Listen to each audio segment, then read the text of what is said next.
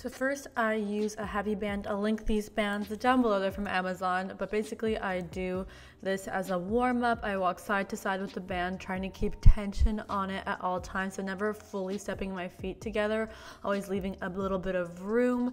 And I do this back and forth about 4 times. You can do it as much as you can do 4 to 8 times. I find 4 side to side is the perfect amount.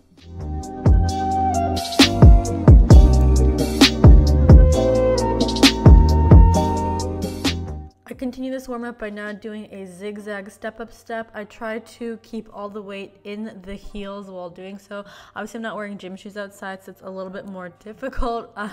But yeah, try to keep your weight in the heels as you step up and up, side to side. And here you can connect your feet as you step down and back. Basically, like I said, just zigzagging up across. It's really helpful to have a mat here, so you can kind of judge the width of your step, but you can even do it without a mat, just kind of stretching as far back forward, as far as you can forward in a diagonal, and as far as you can backwards in a diagonal. Now I'm doing kickback. So as you can see, I kind of try to put the band under my knee to have it stay secure, because I know these bands can slip, and I found that's kind of a good little life hack. Instead of just keeping it around your thigh on both of them, because that tends to go up, have one kind of on your knee and put weight on it down. I do 25 of these kickbacks, also trying to always have tension on it. If anything, kicking up quicker and then holding it before releasing it down. Coco's here doing it with me. Then I do 25 fire hydrants on the same side, and here you can actually keep it at the thigh. It works pretty well. And yeah, just continue to do those. Again, you want to have the upward motion quicker and then hold at the top as you pulse. So I'm just going to continue doing those.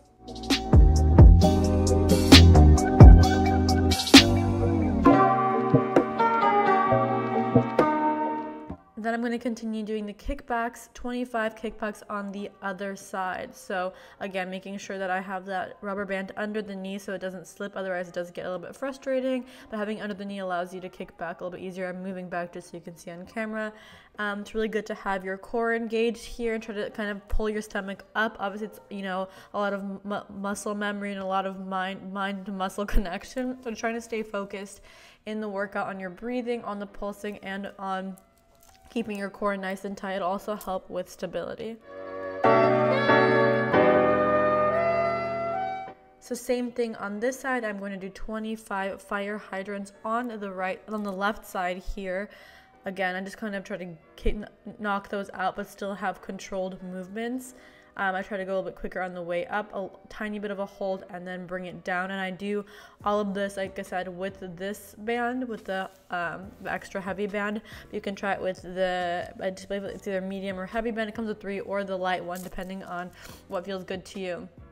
Then I'm going to do 50 pulses on each side. It's a great Pilates move.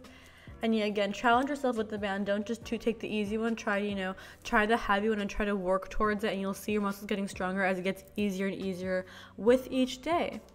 And again, I'm doing those pulses on the other side as well.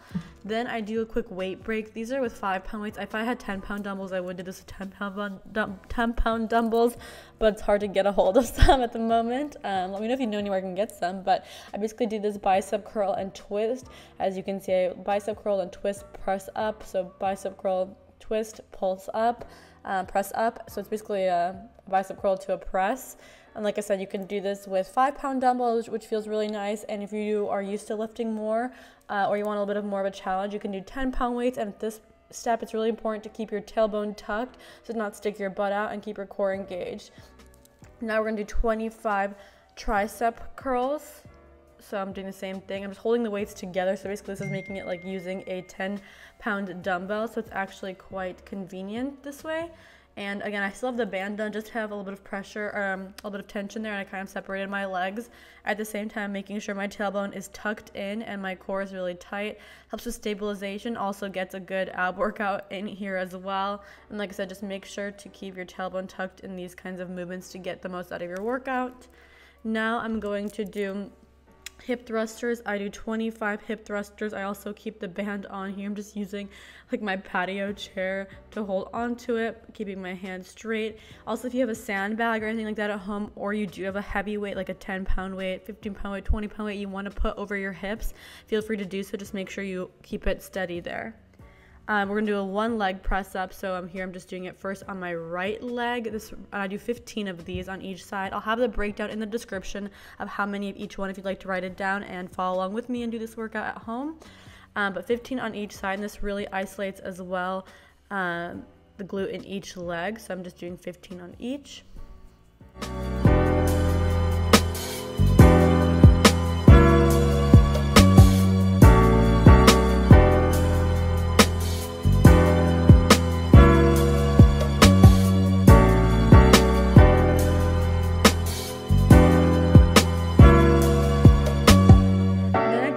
Light one because we need to have some mobility here. I'm basically going to do a kickback, kind of like I'm putting my hands on the chair as I'm showing. So make sure just put your hands on a lower surface and have a slight bend in the opposite leg and then kick back. Here you can see how I have the band wrapped around one ankle and the other one kind of mid-foot.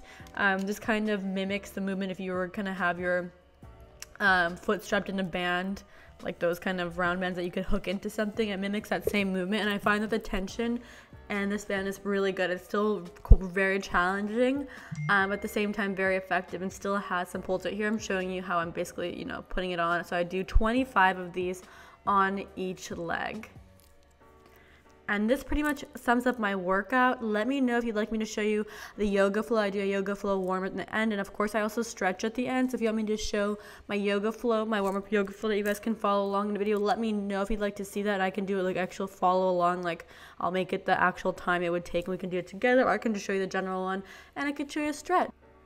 Be sure to subscribe and I'll see you on my main channel as well as on my website and on my Instagram. I love you guys and I'll talk to you soon.